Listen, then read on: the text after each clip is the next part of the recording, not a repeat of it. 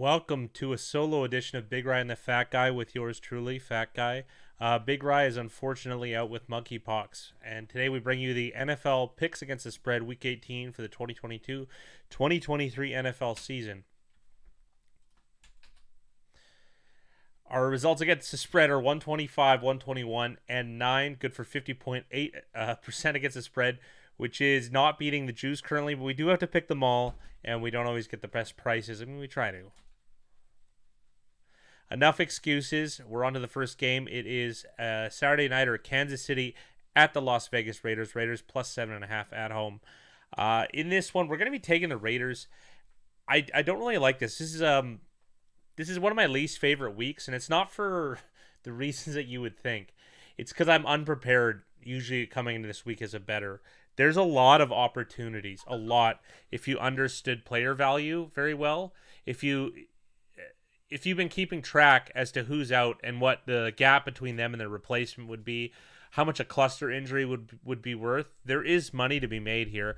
A lot of those, like, oh, a team must win so they're in, that's a lot of hooey. Like, everyone does, for the most part, play their best, but there are some options. Like, the last week I was really prepared was, I think, 11 years ago. That sounds horrible, but Big Ryan and I did a lot of modeling back then, so you were a little bit, had your ear to the ground a bit stronger, and I think I had a really big bet. It might have been 12 years ago. It was Bills -7, like a bad Bills team, against a Curtis Painter-led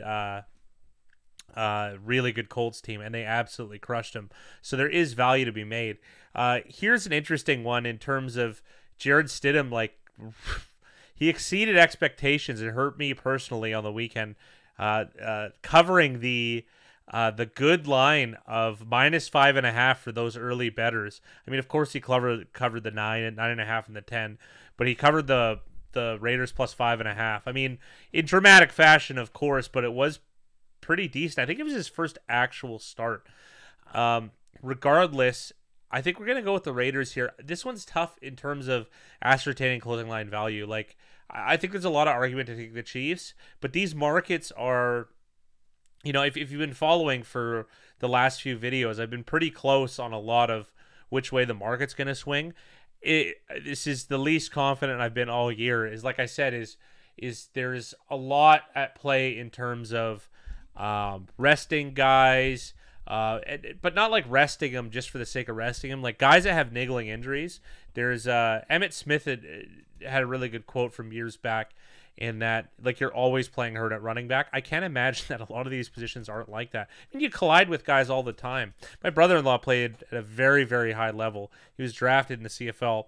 His fingers, as a lineman, oh my goodness, just smashed and banged up. And I, like, imagine just all of those piling up in the most physical league in the world, getting less physical. So it's a lot tougher to ascertain which way the lines are going to move. Like, it's just a lot tougher. So I'm just going to safely take the hook here at 7.5. I could see this being a very elastic line. But that, in terms of why it's so frustrating, there is value if you really have your ear to the ground. And I bet there's a lot of alerts, a lot of steam that you could find out. What I mean by steam is the line moves before a big announcement. Like the Derek Carr thing, for instance, the line was -5.5, and about an hour before, Schefter, Rappaport, I can't stand those guys, released that Carr is going to be benched, the line just instantly spikes. And just when you're observing it, you know something's up. You know something's up with the Raiders. So that could happen, and chasing steam, which books hate, that might be a strategy this week. Is if you see a line move over a key number, it might be good to bet that number and chase that steam. So that is a strat, or just be prepared, like I tell myself every year around this time. On to the next one, we have a divisional tilt. Tennessee Titans at the Jacksonville Jags. The Tennessee Titans are going to be starting Dobbs over Malik Willis at quarterback. At least that's what they say. I am interested in seeing this game from a strategy standpoint. Full disclosure, I do have Jacksonville rather at plus 800 to win the division. So I'm going to do a little bit of hedge here, and I'm going to take the Tennessee Titans at plus 6.5. I think this is probably a good number. It's like I think this should be a 6 with slightly bad juice. I don't know if it's possible to beat them, like if it supersedes the juice, but I think this is probably a good number for the Tennessee Titans. Like I think it could be a 6 and even as low as a 5.5. It did open as a 7 with bad juice for the Titans, so I could see this at closing at 5.5. Whereas like I wouldn't want to lose this hook here because like I said, 6 is the new 7, or at least comparable as well. I do want to see, because I do find the Titans to be a very well coached team, and just from an intrigue perspective, I would like to see them play some sort of hybrid, like I'd mentioned, with Willis and Dobbs, just because I think that gives them the best chance of winning. So here's to hopefully an interesting game. And I wouldn't mind if the Tennessee Titans covered and the Jags won, so I can get my future. Oh, and by the way, just a heads up, don't bet futures with a book. Bet it with a friend, which is what I did in this case. And he's kicking himself right now. Of course, when it goes my way. But you can bet with a bookie, and I'm not always like, that's always a tenuous subject for some. But if you bet with someone you trust, and the reason that I do recommend that is you will get a worse price, but say you price it out and you still find that you have expected value. The expected value is far greater at a worse price if you don't have to post up. What I mean is post up is pay first. So think of the opportunity cost is, say you bet $1,000, your bankroll is $100,000, let's just say, or even $100, your bankroll is $1,000. Think about how much that, if you are a winning bettor, how much that'll cost you in the long run. Not being able to turn that money over, it's a ton. That's why the futures market is, for a sharp bettor, is just not really it's just not really that great of a spot usually. Even when you have something that's 20% positive, like you're gonna get 20% ROI over the long term. That's not as good as like compounding 1%, every 2 days. Do you see what I'm saying? So just a little bit of a tip here. Just when you bet futures, take a worse price, and with someone that you don't have to post up with, that you trust. Next up here, we have the Minnesota Vikings at the Chicago Bears. Vikings are 5.5 point favorites on the road against the Bears in a divisional matchup. We're going to take Minnesota here. This is a nice number, and I've been kind of stressing this all year. It's not a guaranteed thing, but when I'm in a contest pick mode, I generally like laying the points at 5.5, just because I feel like the number 6 doesn't have enough respect on its name. So 5.5, I think it maxes out the favorite, where it's still kind of in that no man's land, because I'm very indifferent between 5.5 and 3.5, more or less, for the dog. So if I'm trying to get more value, or lose less value in a lot of these cases, I think taking the favorite is the better spot here. And why am I talking about the number and not the teams? I'd say this every week, but like we're betting spreads here. We're not. You know what I mean? I'm not like, we're betting a number of how much Team A will beat Team B, and we're using a vast majority of games and experience gleaned from those, from betting on those games to make these types of choices. So I think this is a good number for Minnesota, and especially you don't want to lose it. Like I always say, if you're going to choose this, it's still a contest pick, but if you're going to bet this game, and you're planning on betting Minnesota, if you bet -5.5 and it goes down to -5, -4.5, you didn't really lose much. But if it goes to 6, that push frequency supersedes all the negative numbers. And if it goes to 6.5, you got hosed. I can't imagine if it goes to 6.5 just purely on its own that you haven't completely missed out on that value. And yes, the margins are that thin that the gap between 5.5 and 6.5 is enough that it would just close any margin that you would have. That's how thin the margins are in such an efficient market as the NFL. On to the next game. We have the Houston Texans on the road against the Indianapolis Colts. Indianapolis Colts are 2.5 point favorites. We're going to be taking the Colts here. A little interesting. This one, does Houston have the first pick locked up? I feel like they do. But again, I don't have Big Rye, the fact checker. Like I said, he has monkeypox, so it's not necessarily in front of me. But this is one of those things where you want to get Indy -2.5 if like you don't want it to move to 3 clearly, because it's just like I said with 5.5 and 6 on the last one. But if you like the Texans here, I think a money line play is probably a better way to realize it. I know, like I said, it's pretty much the same, but I swear there's about a 0.5% difference. Much like one thing I learned, this is really weird. I didn't think I'd get to bring it up this year from betting soccer, is the like decimal format when you bet with a sportsbook is more finite. Whereas American, there's the difference between -101 and -102 is like a bigger gap than like a third decimal place, which often happens in soccer. So it's actually better to bet in decimal format. I mean, some places they'll just do it exactly the same, but Pinnacle can be very finite. Like they can get down there, and it'd be like an extra 0.01%. I know it's a weird thing to bring up, but like, you know what I mean? Any edge you can you can get. I'm the reason that they put those dashes on the outsides of quarters.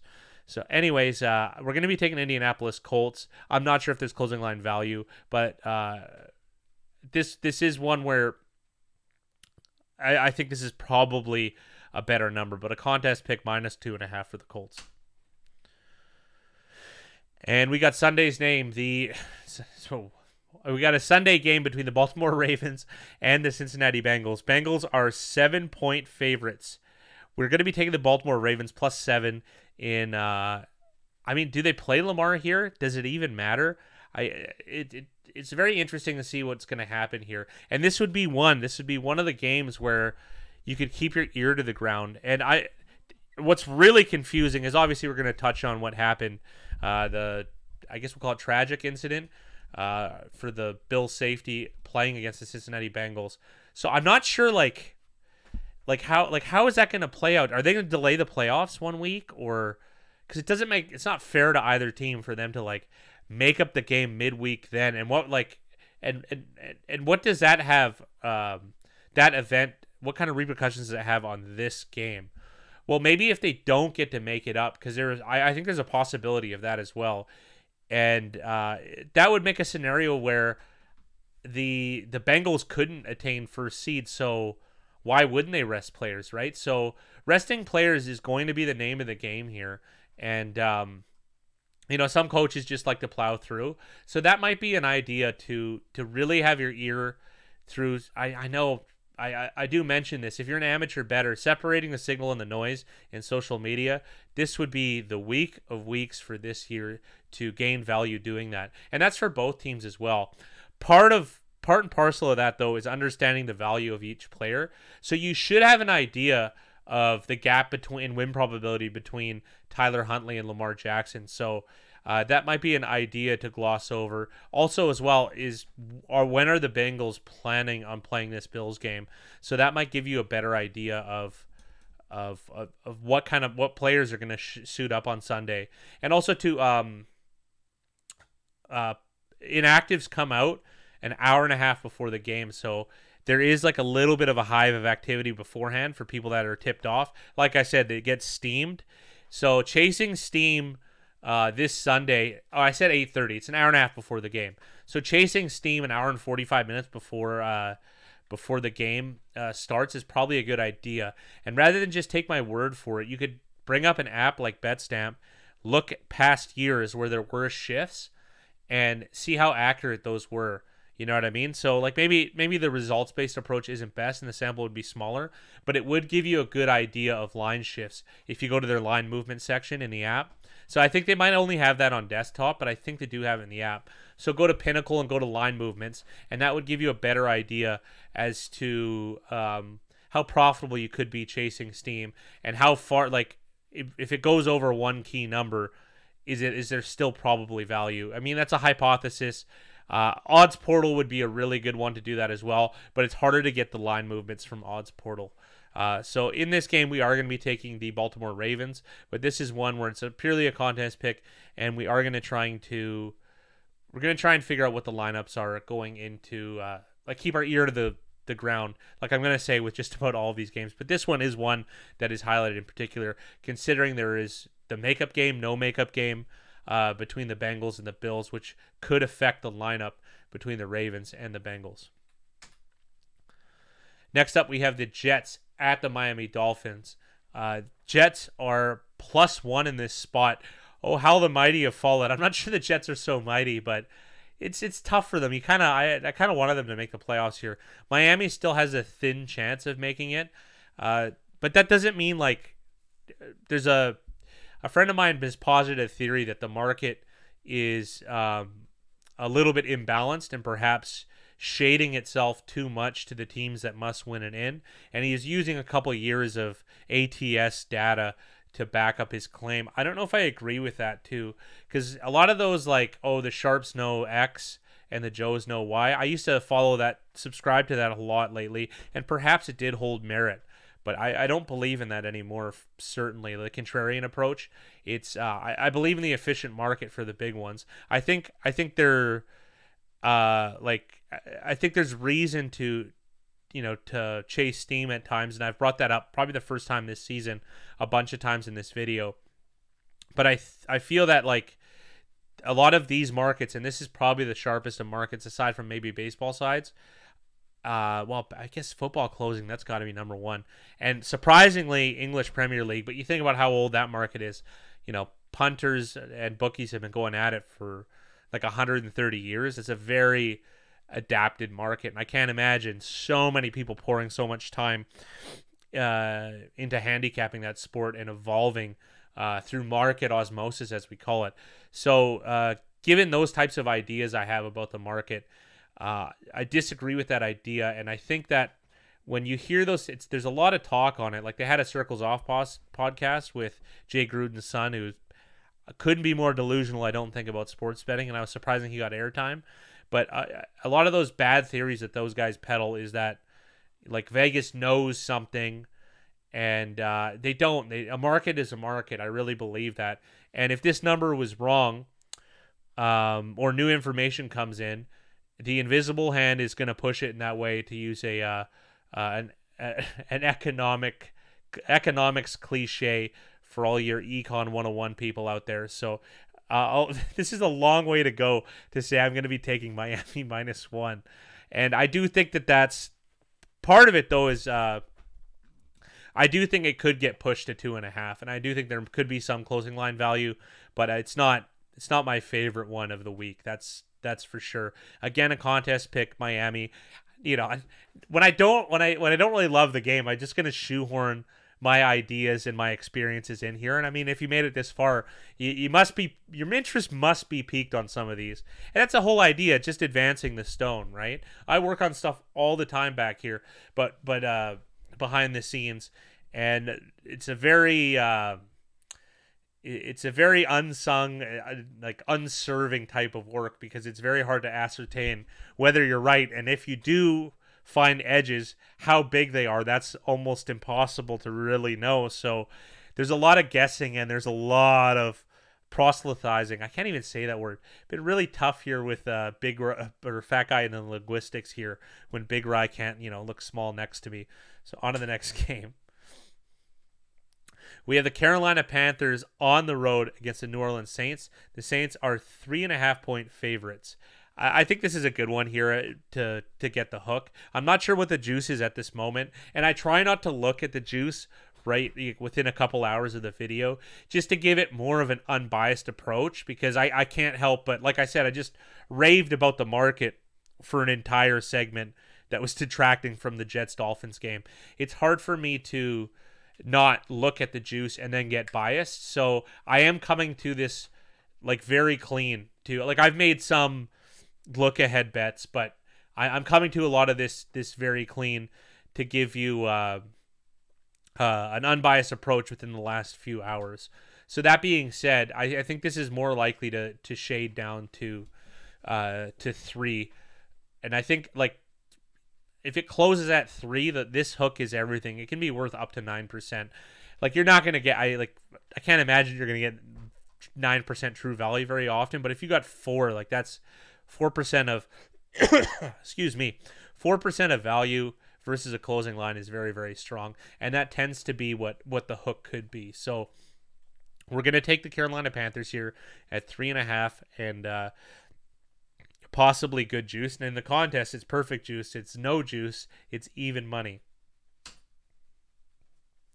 On to the next picks, we have the New England Patriots plus 7.5 at the Buffalo Bills, who have just locked up how many years in a row is this of a division crown? I think 3, and rightfully so. They have the best quarterback. They have the best team. Many people predicted this to happen, and it came true. Bills are Super Bowl contenders. They were Super Bowl favorites to start the year, and not really much has changed. The usual suspects are contending the throne, except maybe Philadelphia. People didn't see as much, but they were hyped as well beforehand. I think in this spot here, we're going to take New England. We're going to take the hook here.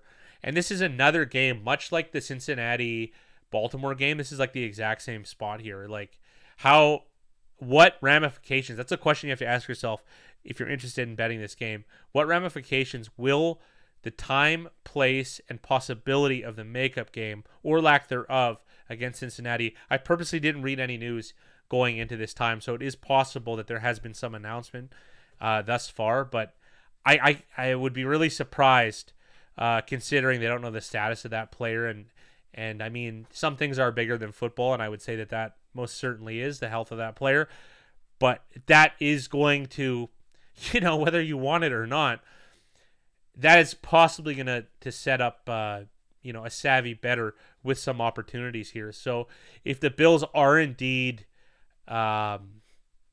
resting players or resting players because they maybe not playing the last game, there is going to be a bunch of steam. The sharps will know first. If you're, like I said, get good. If you're an amateur, get good at understanding the signal and the noise, like in terms of injuries. You can see Twitter accounts too. This is a fun one to always do, is look up like the big ones, Ian Rappaport and Adam Schefter. I really don't care for those guys. Adam Schefter is a very bad person. He bribed nurses that got fired for taking pictures of Jason Pierre-Paul. Another tangent here. Can't stand the guy. However, they do make breaking NFL news, and you can kind of see like a small decoupled timeline between a big injury news and the shifting of a line. So like the line moves first, the information comes out second. Kind of like the old, by the time you read it in the Wall Street Journal, it's already too late. However, though, like if you see the steam move on one of these games, it's more than likely a better idea to follow it. But you can take my theories and you can fact check them yourself through somewhere like BetStamp or Odds Portal. Putting a lot of plugs in here. No big ride to correct me or catch me, that is. That being said, we are going to take the Patriots. We are going to take the hook in a contest affair. But this is one of those ones where if you keep your ear to the ground, you might uncover a gem.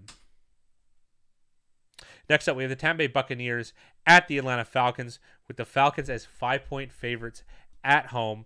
Well, this is more than likely a case where the Bucs are going to be resting, but we are going to take the Bucs, purely a contest affair, or a contest pick. I don't know, I said affair twice in a row, but you get a word that sounds good when you're just shooting off in a one take type rant, and you have no one to bounce off of. You tend to get long-winded, and you tend to rely on those words. That being said, Tampa Bay, this is, like I said, it's a contest pick, but this is another game where people playing or not playing is going to have a big impact on the line. And I could see myself in real life flip-flopping and picking the Atlanta Falcons as well. So this is exact same scenario, not exact same, lesser scenario, but same exact style as the Bills, Patriots, and the Bengals, Ravens. So contest pick Bucks. On to the next one, we have the Cleveland Browns at the Pittsburgh Steelers.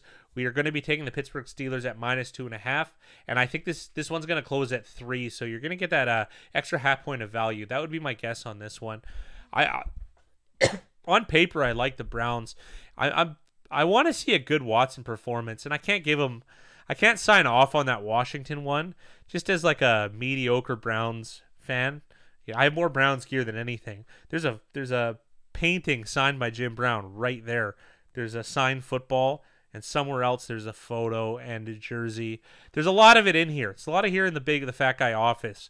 That being said, I don't watch every game. You know, I bet against them all the time and on them.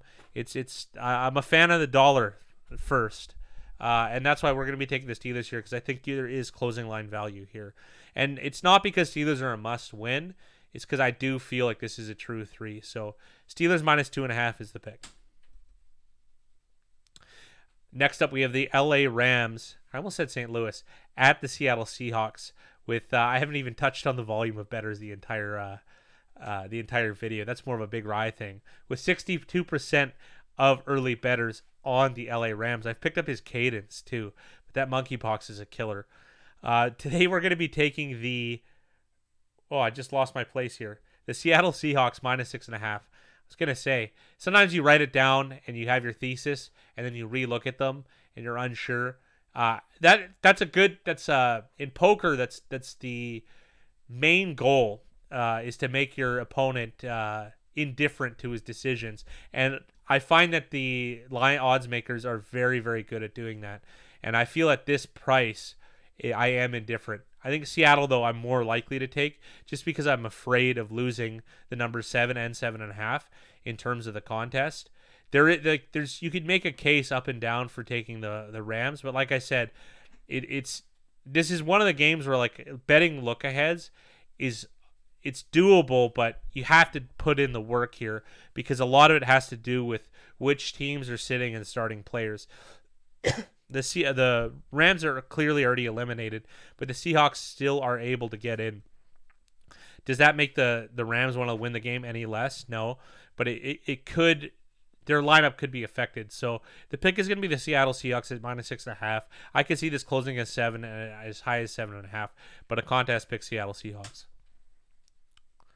Next up, we have the LA Chargers at the Denver Broncos. The Denver Broncos are 3-point underdogs at home in a divisional affair, the Hackett-less Denver Broncos. And we will be taking the LA Chargers minus 3. Another, you see me glance over there, another term of indifference. LAC's already in the playoffs, I believe. Yeah, no, they have it locked up. But I think 3 is probably equilibrium, so this is purely a contest pick. I don't have a feeling one way or another in terms of which way the market is going to move. So I don't have much, and I don't also, nothing's coming to mind in terms of a anecdotal idea that can help me out here. Contest pick Chargers minus 3. Next up, we have the New York Giants at the Philadelphia Eagles. The Giants, of course, clinching the playoffs, and the Eagles vying for that number 1 spot here. And clearly Jalen Hurts is playing at this minus 14 evaluation. And that looks, if this doesn't tell you the Giants are resting players, then I don't know what will. Because what's the true line here with a healthy Giants team? Eagles minus 7 flat. That's probably what it is. And I think that's what it was earlier on. No, it was less than that because the Eagles were on the road. But like I said, we're going to be taking here, when in doubt for a contest pick, take the points. We'll be taking the double-digit dogs in a divisional game with the Giants in Week 18, who are clearly going to be playing backups for this game. But what could be interesting is if, they say Jalen Hurts is going to play. That was the news pretty much before the Saints game. But if there is some sort of change here, then that would drastically affect the line. And I think if you had to pick an early line with a gun to your head, I think the Giants would be the one to take. And that's why it's going to be a contest pick, Giants plus 14. Next up, we have the Arizona Cardinals at the San Francisco 49ers. 49ers minus 14.5. With an injured Cardinals getting the hook on 2 touchdowns. Another case of when in doubt. Did I say Kansas City Chiefs? Sorry. When in doubt, take the Cardinals. Take the double-digit dog. San Francisco, I find this strange that they're... Sorry, I just saw their logo, and I was like, didn't they play already? San Francisco, I find this a little bit befuddling that they're 14.5-point favorites. It seems too much, but it's not. If that's what the market is, that's what the market is. But it'd be hard-pressed for me. I always find it hard in NFL games to lay like even more than 10.5. And this is not a spot I plan on doing. So it is a contest pick, Arizona Cardinals. What I am interested in is that I've beaten up a couple parlay cards, a couple local guys. One of the things that's difficult though is to find like accurate alternate line pricing for teasers when they get up to spreads this high. So if you had a 6-point teaser, like what is Arizona? What's the win like what is the win probability of Arizona plus 20.5? Because the impetus to score in the NFL goes down a lot too, especially in a situation like Week 18. So there might even be a case more so that just for injury's sake, a team like the 49ers might take their foot off the gas purposely, when they're up, even 17, let's say. So I wonder if that does affect the probability of covering, like in a teaser situation for someone like the Cardinals, because break even on a lot of those is like minus 240, because the payouts are so horrible. But I could see that being like a minus 305, something like that. It tends to be Wong teasers are the only ones. See, I found my aside. Like a minus 2.5 going to a minus 8.5. 8.5 is a very good number now. That's kind of why like stagnant teasers with old lines, those are beatable, and I've been very successful this year doing that. I hate betting teasers; they're extremely negative. But if the lines are stagnant, they're very, very beatable. And a team that's plus 2.5 with a low total, when it gets teased up to the 8.5, you do get a lot of value. An example of that would have been the Steelers on the weekend is plus 8.5, and it closed at 1 too, which is quite nice, as well as Seattle Seahawks. That was a really strong one as well. So I wonder though, I find alternate line pricing to be less accurate the higher the spread is. So I wonder if 20.5 offers that type of value I'd be looking for in something like a teaser on one of those, teaser cards. Anyways, the pick's going to be a contest pick, Cardinals plus 14.5, and a little aside about alternate line pricing. Next up, we have the Dallas Cowboys at the Washington football team, Commanders, Redskins. The Cowboys are 5-point favorites on the road. In this spot, we're going to take the Cowboys. This kind of falls in that same line with the Minnesota game being 5.5-point favorites. That when it's in the dead zone between 3.5 and 5.5, and I have a gun to my head, which I do. I don't want to shop one over in this green screen, but I do have a big ride in the fat guy contest gun to my head. I'm just going to try and side with the favorite more often than not. So in this dead zone, we're going to take the Cowboys. I'm not sure there's going to be too much line movement. I mean, there is elasticity between 3.5 and 5.5, but I can't imagine that you're going to be winning betting on either this side. This feels like the most inelastic line. So we are going to take the Cowboys purely because of the number.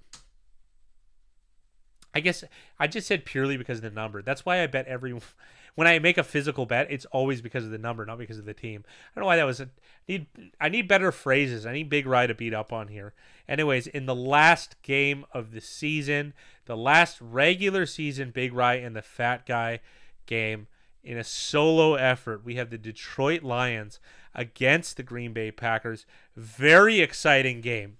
Very exciting game. I like the Lions. I think good job. Like, this Hard Knocks really worked out. I never watched a minute of it, but lots of people raved about it. And like, I like the Lions. I think they're entertaining to say the least. So going back against the dead zone theory, I'm going to take the Lions. I'm going to take the 5 points. I think this closes at 3.5. I really do.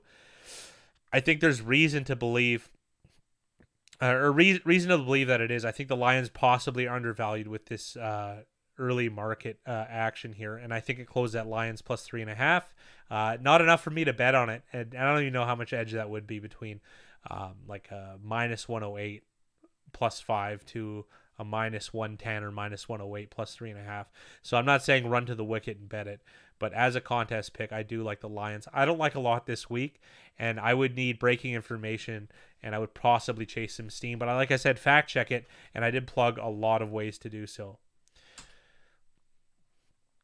And we have the Big Rye and the Fat Guy picks against the spread lightning round. Vegas plus 7.5, Tennessee plus 6.5, Minnesota minus 5.5, Indy minus 2.5, Baltimore plus 7, Miami minus 1, Carolina plus 3.5, New England plus 7.5, Tampa Bay plus 5, Pittsburgh minus 2.5, Seattle minus 6.5, LAC minus 3, New York Giants plus 14, Arizona plus 14.5, Dallas minus 5, Detroit plus 5. And now we have the Week 17 leaderboard for the 2022-2023 season. I don't even know why I need to say the year. The pick 6 at 13-2. Is that the best record of the year for a week-by-week record. I think it might be. I don't have Big Right here to fact check. Like I said, he has monkeypox for the third time. So I'm not really sure, but it does feel like a good one. Mickey Hill coming in as a fan favorite at 12-3, followed by Lando Calrissian at 11-4. Fat Guys and Fries, yeah, they go together. 10-5, not Carnival personnel, 10-5. The champion of last year, I believe, Billy 369, followed by longtime member Wook Dog, or participator rather, and Big Ride and the Fat Guy at 9-6. Jimmy G the Super Friends 9-6, and also a big Philly fan favorite in Untouchable J at 9-6. And the leaderboard, the overall leaderboard, no way, Wook Dog, he was our year one winner. This will be, I guess, his second time winning since we've done this. I think this is like 6 years. We had like an unofficial winner. Like there was no prize. And I forget how you even entered your picks, but he definitely won the first year hands down, I would say. And thank you for participating for so many years and being a listener. And that goes with everyone. We got to get to Mussman the Busman, though. I responded to his comment, but this has been a tough time. And he claims to have some picks missing. I'm not sure if it's going to matter because he would need, he's 13 games behind and he's 12 wins behind. So I'm not sure it would matter, but chances are he would have been up there. But Jay and CEO Eric Hayden are very hot on their heels. So this is going to come down to the wire in what looks to be a 3, possibly 4 game contest between Wook Dog, Untouchable J, CEO Eric Hayden, and Detroit's Kneecaps, referencing, of course, the unwatched for me Detroit Lions Hard Knocks. And now we have the JS715 Name of the Week honorable mentions. New Year's Revolution on Fat Guy. Let Russ cook the books. Just how sick is it, dog? That's a good question. Where does that come from? Fat Guy's New Year's resolution is to meet his best friend. I'll tell you what, the person writing that, I would happily meet you if you email BRFG. If you just respond to one of the emails that we've had in past t-shirt correspondence, I would be happy to meet you, seeing as you only live 30 minutes away. A little bit weird for me, though. I guess I'm gambling, but this is a gambling channel. As Jay Ward put it, Hackett gets the hatchet or Nate's fate. I like that. Sheriff Lobo and Perkins. Brady to the Raiders. Heard it here first. I think that was already supposed to happen. That deal was close to being brokered. And the Raiders fumbled at the goal line, I think, there. And maybe stuck with a guy that they perhaps are getting rid of. I've been finishing on top of Big Ryan, the Fat Guy, almost every week. Are you in my direct messages? I always found that strange. Now we have the JS715 Name of the Week. New Year, Fat Guy. Let's get a Planet Fitness membership. I've heard a lot of things about Planet Fitness. I don't know if we have them in Canada, but that seems like if I got a membership to somewhere like that all the people in high school I wasn't the nice to, that they would get revenge on me. We'd like to thank you to our channel members: Blurry Blends, Dan Dickerson, J Mac, Jamie Gonzalez, Josh Hill, Mickey Hill. Shout out to Finland Pemis, Ronald Fowler, Stuart Johnson. How you doing, Stu? The Figure Skater 13, Untouchable J, and Zalalem Argahagen. I'm assuming that's some sort of fantasy thing. Make your picks against the spread for Week 18 at www.bigryanthefatguy.com. And yeah, I guess this is the closing notes for a regular season. Strange for me to be doing this alone, but for the fourth time I'm going to say it, Big Rye is just recovering from monkeypox, and it is a debilitating disease.